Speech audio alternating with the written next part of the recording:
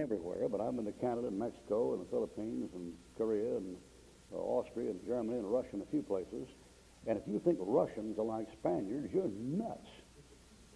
And if you think Mexicans are like Swedes, you don't know what you're talking about. And you ought to go there and see.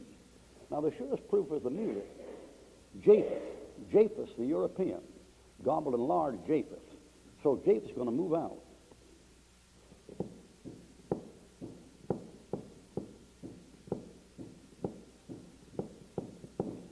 That's Japheth.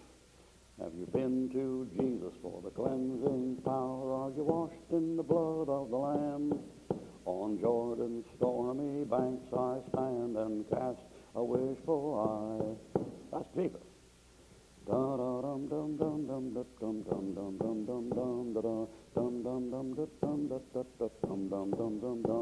what it is. The march. It isn't roots, it's boots. I was a music officer for Radio Tokyo for about 2 years, and my job in the Army occupation was to purge all the Japanese nationalistic elements out of the music. So I had to go down there and sit in the studio for hours at a time with an interpreter and go through all this Japanese music.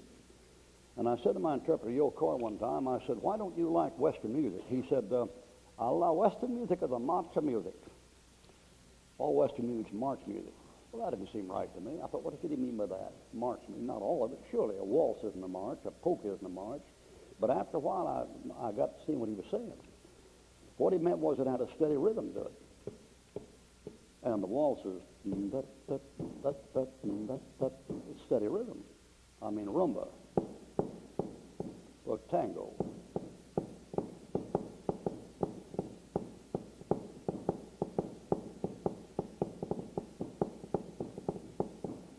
Steady. Rumba. It's steady. Bolero.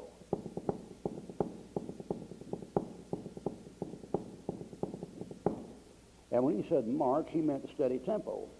So I go listen to these Japanese playing these shamisen and kotos, and that music goes.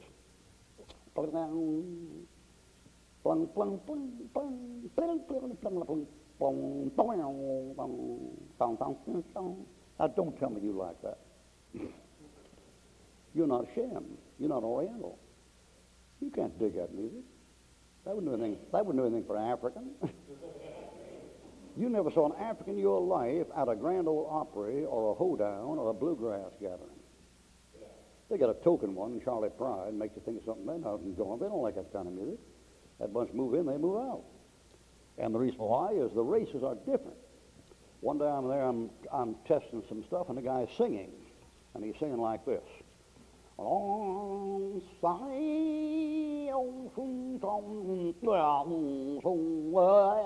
know. And I say to Yokoi, I said, what kind of music do you call that? He said, that's the music of Nani Wabushi. I said, what's Nani Wabushi? He says, Nani Wabushi is what you call a hillbilly music. And this guy is singing this song. I said, well, what's he singing? And he says, he sing about the farm boy. He get up in the morning, he go to the coast where they go to rice fields and look out over the ocean and see the sun come. Cut. See, that's the sun rising. That's the land of the rising sun. You got to cut that out. I spent hours with those fellows. And if people think Japanese like Americans, they've just got rocks for brains. That's your problem. They're not the same at all. Now, Japheth's music goes like this.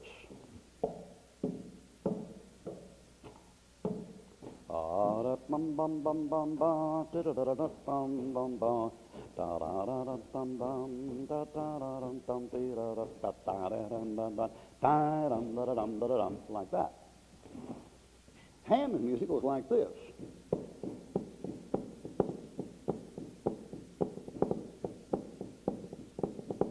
There's a drummer. It's a drum beat. And we'll get to this stuff here in a minute in the Bible. All right, now take your Bible and turn to Genesis chapter 4. No, make it Job 38. Get Job 38 in one hand, and then get Ezekiel 28 in the other. Job 30, 38, and Ezekiel 28. Now, this is the origin of music. It begins here. It doesn't begin with Peter Pan, the pipes of Pan. It doesn't begin with the Greek muses. They come in so late they can't even get in on the act. Job Job chapter 38 and Ezekiel chapter 28. The original function of music was to glorify God. That was the original function. Bob Jones Sr. said this. He said, every bad thing on this earth is a good thing twisted. Now, that's a profound statement. Every bad thing on this earth is a good thing, twisted. Now, perhaps the two greatest things on earth are love and music. They're both good things. Now, you twist them that far and you got hell on wheels. You take love and twist it that far and you got self-pity, child molestation, sex perversion, deviation, masochism, sadism, and murder. That one of those Sharon Tate murders there, I forget who the girl was that cut her gut open when she was pregnant and tasted her blood. She said at the court trial, well, you have to love somebody to do that. You have to love somebody to murder them and taste their blood. That's what she said at the trial. They said, you think you did nothing wrong? No. How can you do wrong when you know you're doing right? Tried to kill people like up their blood as long as you've got a good conscience about it. That's what she said at the trial. I mean, it's all right for these queers to get together, you know, and have a family and shack up and fornicate together as long as they love each other. See? Now, that's thinking. All right, every good thing, every bad thing this earth is a good thing twisted. Now, you take music. You take that and twist it that far. And you got this acid rock, punk rock, AC/DC, heavy metal stuff where kids tearing off their clothes and screaming and cutting themselves and going nuts and LSD and on drugs. John Lennon lived on drugs all his life and told his people so. He told them, I've always had drugs, so I just eat pop more of them than the rest of the band does. He wrote a piece of music called Happiness is a Warm Gun. So he got it right in the kisser. Good enough for him. But you take that stuff there, that music's a good thing, but you twist it that far, and then you have trouble. Now, let me show you how easy that twist is to do. It lies in the rhythm. It doesn't lie in the melody. It lies in the rhythm. I'm going to take a gospel quartet song and sing it. I'm not going to change the speed. It'll be the same tempo. I'm not going to change the melody. I'm not going to put embellishments in it. But I'm going to change the beat. Now, here's the right beat. This world is not my home, I'm just a passing through. My treasures are laid up somewhere beyond the blue. That thing? The angels beckon me from heaven's open door, and I can't be at home in this world anymore. Now watch what happens. This world is not my home, I'm just a passing through. My treasures are laid up somewhere beyond the blue. The angels beckon me from heaven's open door, and not you're gone, man. You're going out the window. And all I did was just change the beat. Now I went from a 4/4 time to a triplet. And that triplet goes. If you augment it, it'd be. It's a horse beat. It's animal. You're going from 2 legs to green monkeys. Just like that. And these people may try to fool some about this contemporary Christian music. You ain't going to fool me, man. I was a dance band drummer for years. I know that beat, boy, just as well as I know anybody in my family first time I saw it. All right, Ezekiel chapter 28 and Job chapter 38. Now here's the beginning of music. Job 38. Music begins before Genesis 1:1. Before God is recorded as having said anything, the music's there. Job 38, verse 4. Where wast thou when I laid the foundations of the earth? Genesis 1:1. 7. When the morning stars sang, S-A-N-G, together, and all the sons of God shouted for joy. When the earth was first made and laid the cornerstone, the foundation, they were singing. They were singing, angels singing, sons of God. Music begins, the original function of music is to glorify God. So regardless how you may feel about your Christian music or the condition of your music here in this church, that what you got in that hymnal is better than anything that the world produces, because its purpose was to glorify God. On Ezekiel 28. Now the trouble with this thing here is the one who's connected with the music, the musician, the choir leader, is Satan. Ezekiel 28:13. He has a musical function. And that means music is the most damaging thing for young people on the face of this earth outside of drugs. Outside LSD and crack, and lacing us up with PCP and all that kind of stuff. The most dangerous thing for young people is music. And you say, why is that? It's spiritual. See, when I draw, that's visual. And when I write, that's visual. Art and literature are visual, but music is spiritual. In other words, a couple got up the other night, did that thing with the flute and that guitar, that's real good. You'll see in a minute, that's all the instruments there are. There are two kinds of instruments, wind and string. There aren't the others. The rest of them are percussion. But they get up there and sing like that, and when they sing, what actually happens? Well, sound waves go out, but you can't see them. And the stuff floats through your head, and where does it go? It's gone. You see the picture after you're through with it. You can pick up the book and read it. But that music, the stuff is spiritual. It comes out, and through these things goes like that off, and it's gone. So that's the realm the devil work in. All right, Ezekiel chapter 28. Ezekiel 28, verse 13. Thou hast been to Eden, the garden of God. Every precious stone was thy covering, the sardius, topaz, diamond, beryl, the onyx, the jasper, the sapphire, the emerald, and the carbuncle, and gold. Watch it. The workmanship of thy tabrets. That's a musical instrument. That's like a dulcimer. And thy pipes was prepared in thee. Musical instruments prepared in the devil, like they're part of his organic constitution. Who is he? 14. He's the anointed cherub that covereth. He's not an angel. He's a cherub. Now, last night I drew a picture of him on a wing, see? Well, that's the reason I did that is so you know he wasn't an angel. Angels don't have wings. The cherubim do. Verse 15, thou wast perfect in thy ways, from the day thou wast created till iniquity was found in thee. That's the devil in that passage. Now, he was a cherub, Ezekiel 28. Now he is said to be a dragon. But when he appears, he doesn't appear as a dragon or a cherub. He appears as an angel of light, 2 Corinthians chapter 11. And he's connected with music. So every bad thing is a good thing. That's been twisted. And boy, if anything ever been twisted, it's music. Or Genesis chapter 4. Now here's the first account of any kind of instruments in history. Genesis chapter 4, verse 21.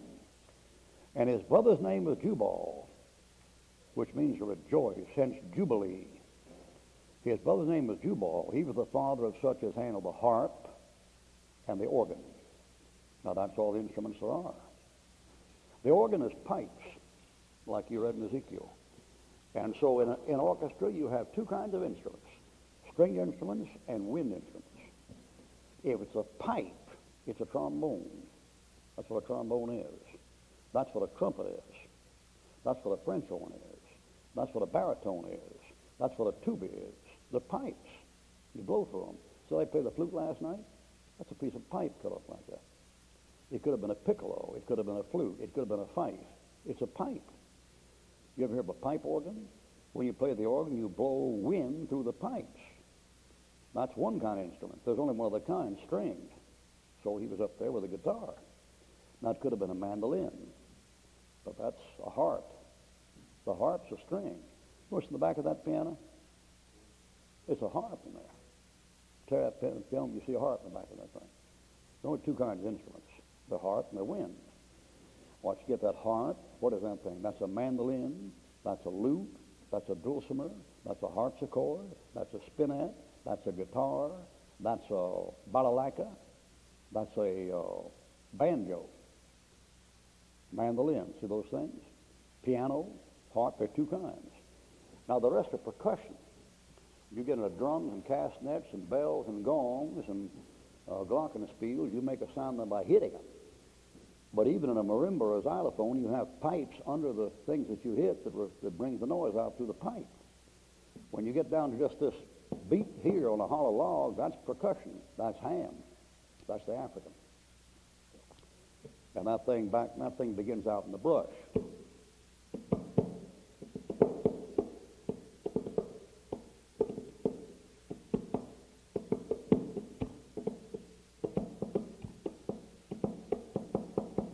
That's Ham. That's the African. Now, when Japheth gets hold of that, he goes,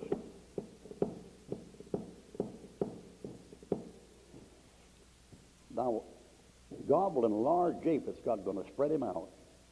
So with Japheth, the big word is movement. When you get to the moon, they say down south, there's no coon on the moon by June. But what they're saying is when you send it the rocket ship, there's no token black in it, like on Star Trek. He ain't there. He doesn't spread out. You said African things that know in that map. That continent has more sea coast than any continent in the world. In temperate waters. That should be the greatest naval power on earth. Africa. Those birds didn't put out a canoe to find Madagascar. Yeah. Right next door.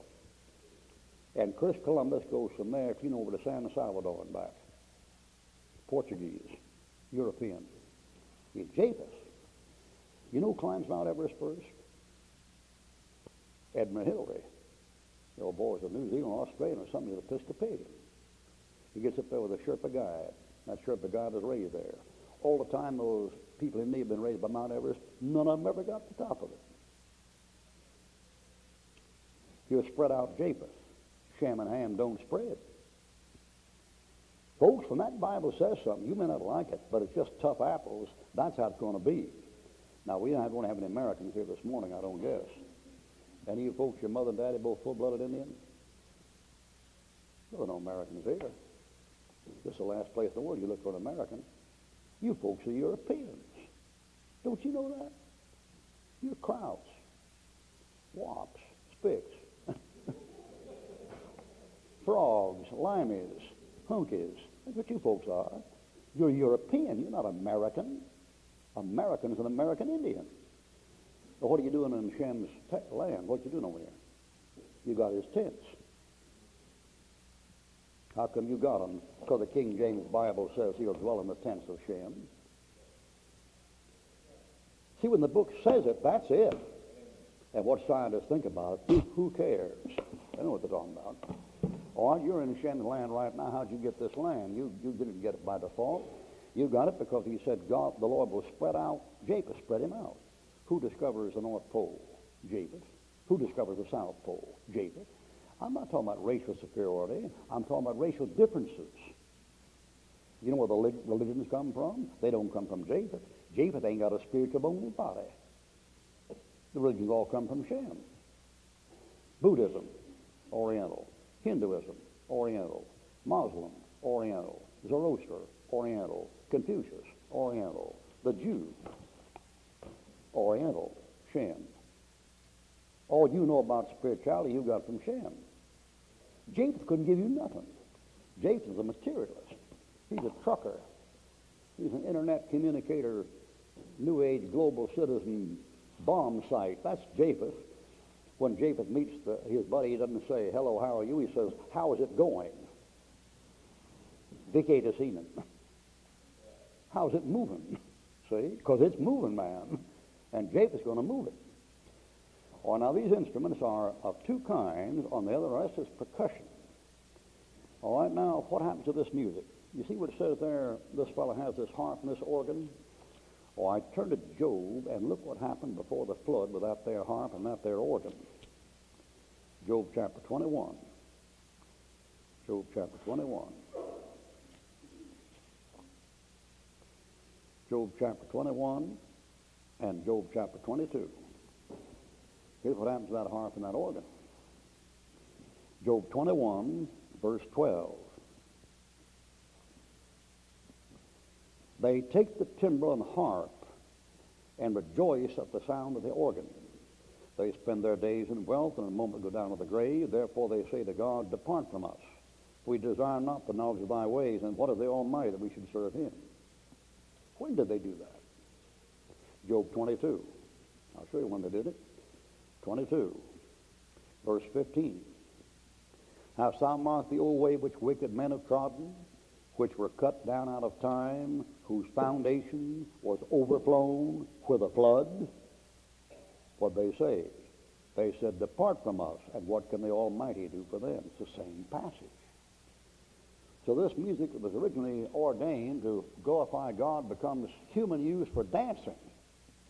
And man takes this stuff and uses it for a disco happening.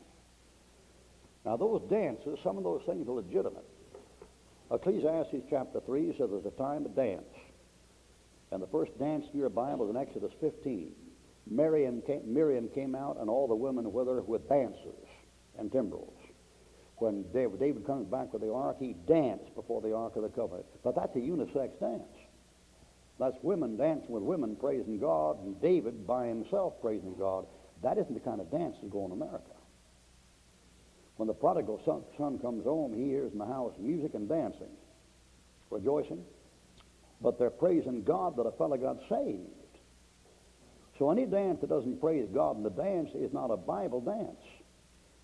Now these dances, the ones that are legitimate, things like the sailor's hornpipe and the Virginia reel and the Irish jig. That's not a football player at Notre Dame. And then have dances like the Virginia reel and the square dance. The old-fashioned square dance was a legitimate dance. So was the polka.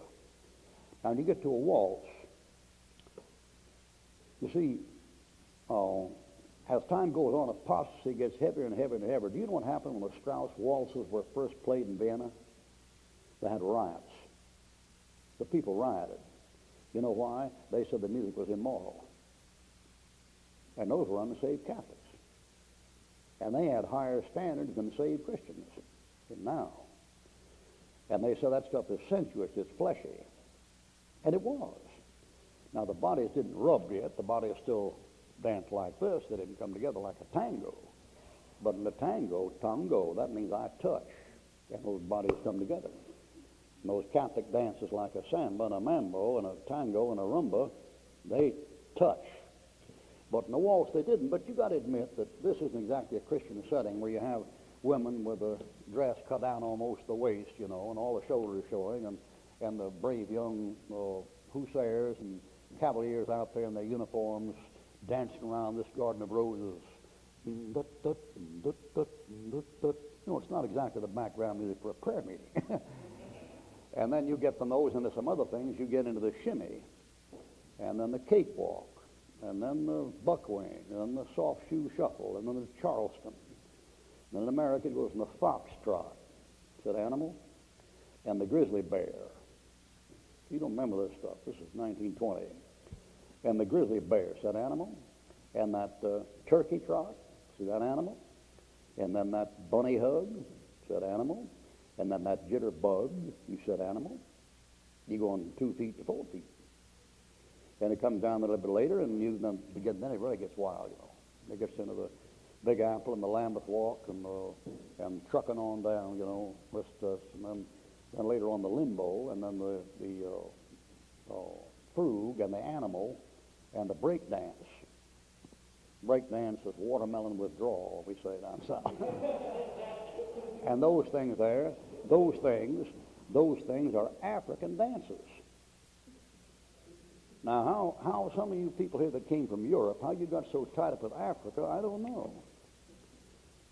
Your stock is not that stock. How many of you folks have Italian blood in you? Let me see your hands. All right? You ought to enjoy stuff like Torno Sorrento and Luciano Pavarotti and those fellows, and Enrico Caruso and that stuff. How many have Spanish blood in you? Spanish blood? Oh, that's good music. La Paloma, La Golondrina, some of that stuff. Pablo Casal is the greatest celloist in the world. The greatest guitarist in the world is, what's the guy's name? Pablo Casal. I'll come to me in a while.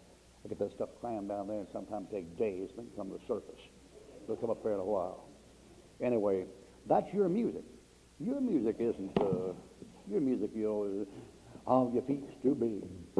Don't like you 'cause your feet's too big. Last night the hollering table just full was there, just you and me and your 2 big feet. Oh, your feet's too big. Don't like you 'cause your feet's... That ain't your music. Your music's Beethoven, Brahms, Mozart, Schubert, Wagner, but you don't ever listen to it. And if you played it, you wouldn't know what it was about because you're tuned to this jungle stuff. Amen, amen, amen. It sure is getting quiet in here. Exodus chapter 15. Exodus chapter 15. Yes, sir. Somebody's corrupting you. It ain't me. Don't blame Ruckman. Exodus 15:1. Here's the first song that's sung in the Bible, recorded as such. Now, we know that in Job 38 was before the creation, but that's later in the book of Job. Now, you just go in Genesis through. This is the first one you're going to hit.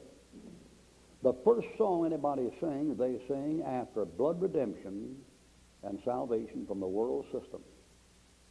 15:1. Then sang Moses and the children of Israel this song. What are they doing? They just crossed the Red Sea and God drowned Pharaoh. Isn't that something? Just crossed the Red Sea and God drowned Pharaoh. That's the first song. The first song in the Bible follows the shedding of the blood of the Passover lamb, redemption from Pharaoh. And the first dance in the same chapter. Oh, look at verse 21 or 20. To that dance, that's a Bible dance. 20. That has to do with redemption. When a man gets saved, the Lord gives him a new song. The Lord has put a new song in my mouth, even salvation to God. Now watch how quickly that degenerates. Take your Bible and turn to Exodus chapter 32 and watch what happens to that music. Just as soon as he gets going, everything just comes all to pieces. And here's Exodus chapter 32.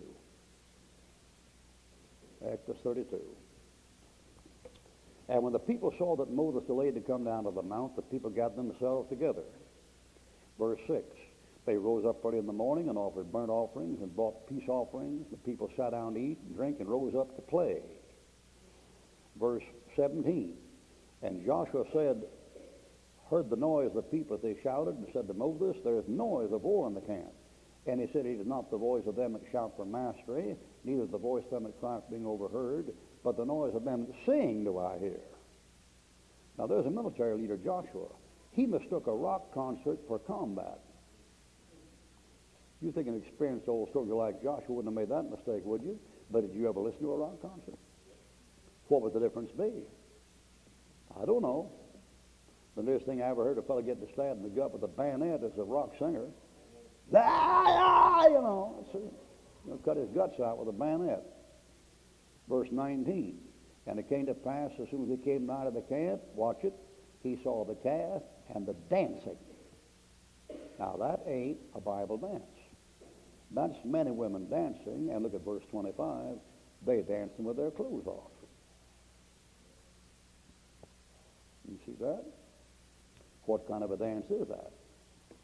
That's an African dance. You say, how do you know? Go back and look at Exodus chapter 12 and look who came out of Egypt with them when they left. Egypt's in Africa, the land of Ham. Exodus 12, verse 38. And a mixed multitude went up with them. See that thing? Now, have you got a Schofield Reference Bible? How many got a Schofield Reference Bible? Got an old Schofield Reference Bible?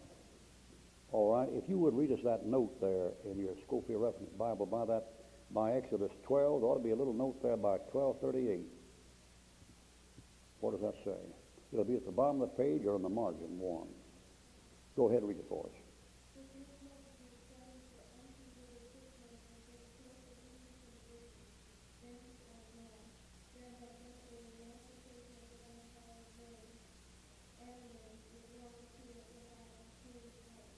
Now, that's good note in that thing. That note says that mixed multitude represents unconverted church members who are drawn away by this power and this stuff. They come near it, they want to get near it, but they were a constant source of trouble.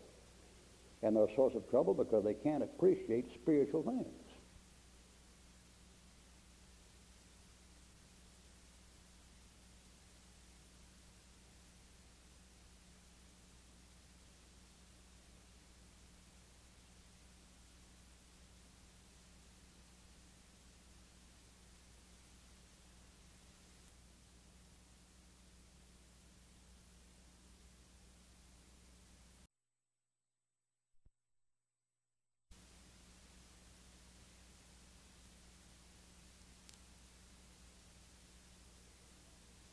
So the first time old Moses goes up there in the mount, they get on Aaron and say, build us a golden calf. No, away we go, boy.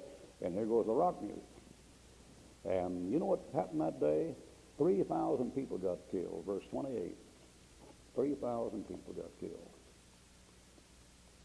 Do you realize, brethren, that the first time all 10 commandments were broken was at a dance? You think about that? Moses cast down the tablets and broke them. All 10 of them, right there in that chapter. Look at verse 19. The first time all 10 commandments were broken was at a dance. Right there. And it's the wrong kind of a dance. Now, I've played dances with swing bands, 14, 15 pieces. I played dance with country western bands, 9 and 10 pieces. I played dances with jazz combos. And then, of course, I played in the marching band, a church orchestra. And I know about this stuff. You wouldn't kid me for 5 minutes, man. I've sat there many a night behind those slinger and beat that thing out. I'll give you 2 examples, the kind of stuff going on a dance. We're playing Anvil Chorus, Glenn Miller arrangement, Anvil Chorus. The tempo was about it's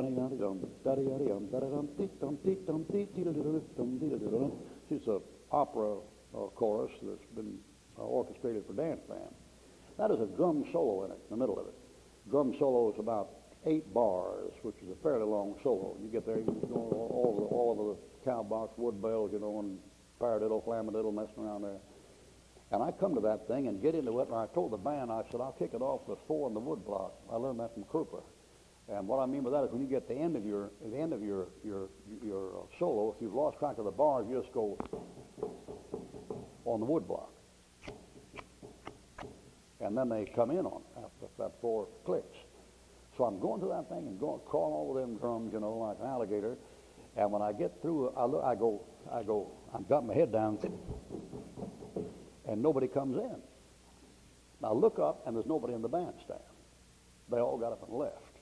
They're going down there at the refreshment stand, you know, drinking Cokes. So all I can do is beat. So I go on and beat. I think that solo must run 10 minutes. They just laughed down there, and pretty soon they dragged up on the band, and we got going again. But I noticed something that night. We're playing a big long dance hall, and right down by the stand where I'm soloing, there are about 8 couples standing watching me, and the rest of those folks, they didn't quit dancing. There were 50 couples out there, and long. That's all they needed.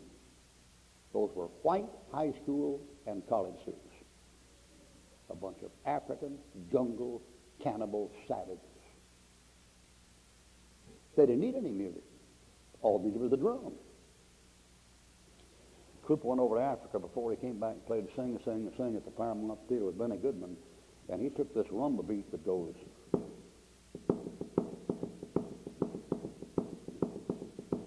and put a variation that goes like this. The variation goes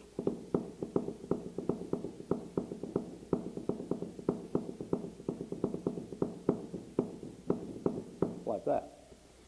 And when he played that thing at the Paramount Theater, boy, I'm till the jitterbugs out in the aisle, and they get over burning their armpits and the footlights and trying to get a piece of somebody's clothing, just like Elvis Presley and the Beatles.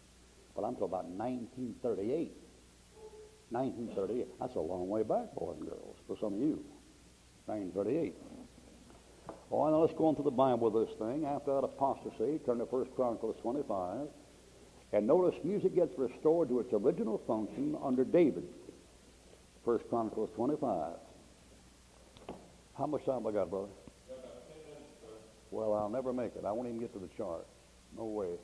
We'll have to finish some other time.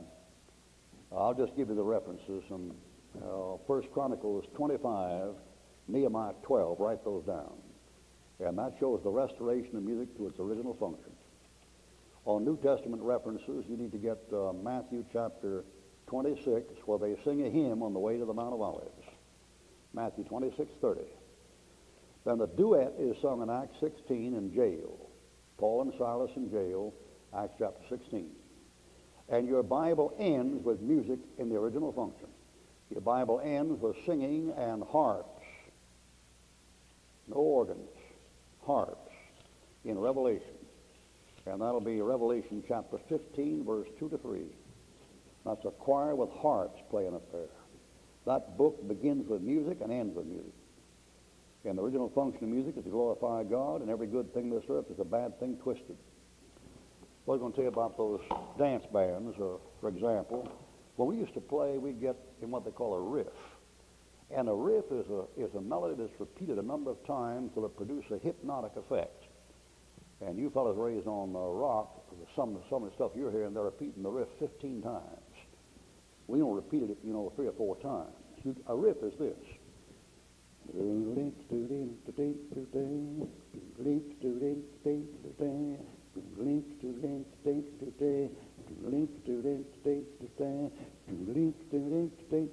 Now you change it. 5 times. You get Woodchopper's Paul, Woody Herman played many a night. The bass fiddle go boom, boom, boom, boom, boom, boom, boom, boom, boom, boom, boom, boom, boom, and the muted brass would play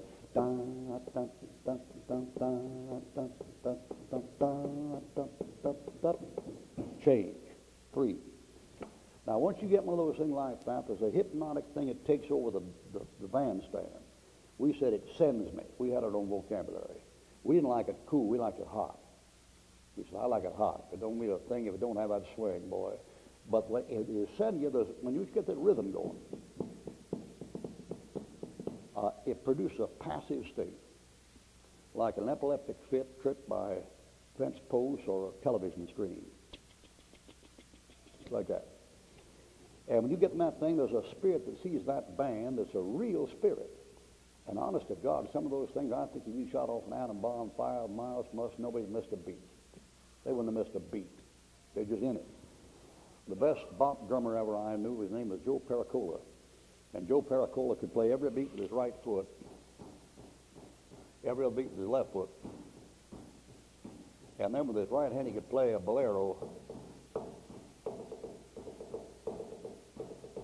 And with his right hand, with the other hand, left hand, while he was playing this, he could play a boogie. Try that sometime, you're off night. And that guy would get going that thing, boy, if the bandstand dropped out, he wouldn't miss a lick probably for 5 minutes. It's hypnotic. And the rock music you listen to, it's worse than that. Because the decibel's up to the full bore of a jet on the line. And the decibels you get on them systems will fry an egg. You take an egg and put it on one of them speakers, and it'll fry the egg. You imagine what it's doing to your brains. Well, I got to close here. I'll give you one more illustration. I'm playing Stardust, Artie Shaw, Raymond, Billy Butterfield lead trumpet. And that thing begins with Billy Butterfield playing a high entry on that thing that I couldn't imitate with the bass voice I got. But it's a beautiful thing, I mean, it's unsaved speaking. And he stands up there and he goes, da da da da da da da da da da. Then way up, I can't even reach it. And the strings come in. We're playing a dance one night, an open-air pavilion in Fort Riley, Kansas, and we start. Big bunch of folks, that big, long dance hall, about 200 couples there, and all of them drinking, back in war days. And the lead trumpet's up on my right.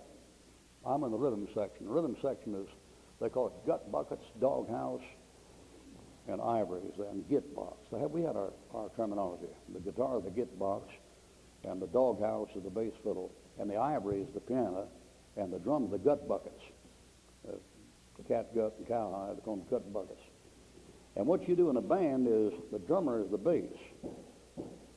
That's not a musical sound. But the bass fiddle makes it a musical sound. Boom, boom, boom, boom, boom, boom, boom, boom. One note. Then the guitar picks it up in 6 strings and chords it. Then the piano picks it up on 2 chords. And then the band picks it up. See, that's your rhythm section. We're playing this thing, and this trumpeter up behind me stands up, and I hear him, I've used brushes, and these slow tunes, fast pieces for the boys, slow for the girls, And I'm using these brushes, and you're gonna play da da da. These wire brushes on these cymbals, hi-hat, sunk cymbals, zildjian, And this guy gets up behind me on the lead trumpet, and I hear him. I'm playing like this, and I hear him go da da da da da da da da da da.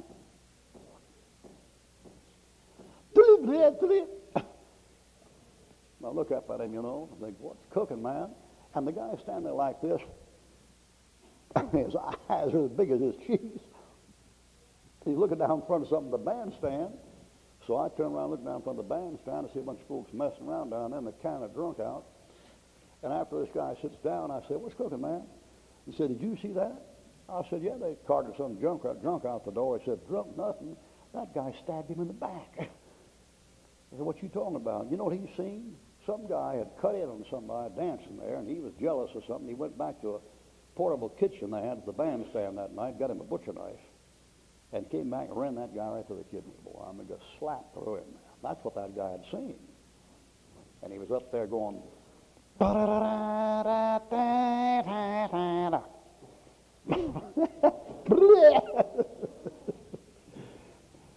Now, I've got to close here. We didn't have any time to get into this. See, we just got there in the New Testament. That begins where the New Testament quits. That's Catholic music. Ambrosian rites, Gregorian chants, takes you in the Dark Ages, gets you your German troubadours, Meistersingers, and Minnesingers. That gets you in the Baroque period. That'll be Palestrina and Corelli and Vivaldi and Boccherini. That gets you in the classical period. That's Bach, Mozart, Haydn, Handel. That gets you in the Romantic period. That's Beethoven, Schumann, Schubert, and on. Or you get in the modern period. That's Brahms and Wagner and all that stuff. And then you get into American music, which is jungle music. And some of you folks, I don't have time to do it now or get you to hear it, but some of you folks, and you'll be better than they are down south. Down south are bad, man. Down south, there's somebody singing with a guitar. They don't understand it. But some of you folks should expose yourself to some good classical music and learn to like it. Because some of it is very spiritual and very good and very edifying.